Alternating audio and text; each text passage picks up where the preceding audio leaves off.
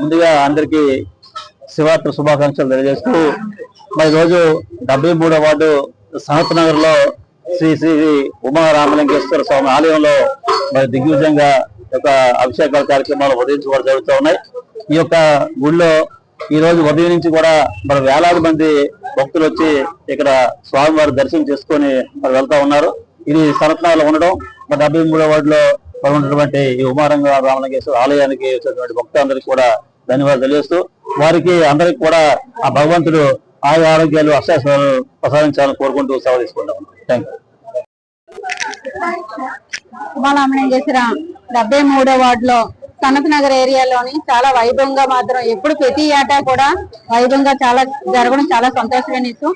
అలాంటిది 73వ వార్డులో ఉండడం ఆ పరమేశ్వరుడు ఆశీస్సులు అని చెప్పి గ్రామాన్ని కాదు గాజువాక నియోజకవర్గం ప్రజలందరూ కూడా అందరూ చుట్టుపక్కలంతా పంతులు గారు ఎక్కడైనా ఉన్నారు అంటే పంతులు పెట్టి మన గుళ్ళకి వస్తాం. కానీ అలాంటిది ఇక్కడ శర్మ గారు విష్ణు శర్మ గారు ఈ గుడి డెవలప్మెంట్ కి ఎంతో సహకారం చేశారు.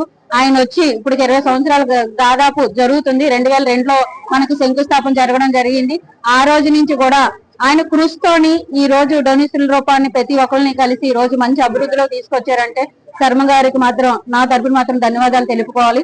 అంటే ఈ సనత్ నగర్ లో మా కాలనీలో ఉండడం మాకు ఇంకా సంతోషం. ప్రజలందరికీ కూడా ఈ కమిటీ తరపున కూడా తిరుపతిరావు గారు కూడా ఎప్పుడు మెడికల్ షాప్ తిరుపతిరావు గారు కూడా ఎప్పుడు సహకారాలు అందిస్తూ ఉంటారు.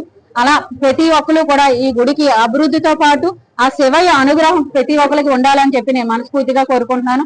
ఈ రోజు 2026 లీటర్లతోని ఈ రోజు స్వామివారికి అభిషేకం చేయించే అనుగ్రహం ఆ స్వామివారు మా దంపతులకి మా కుటుంబానికి ఇచ్చారు.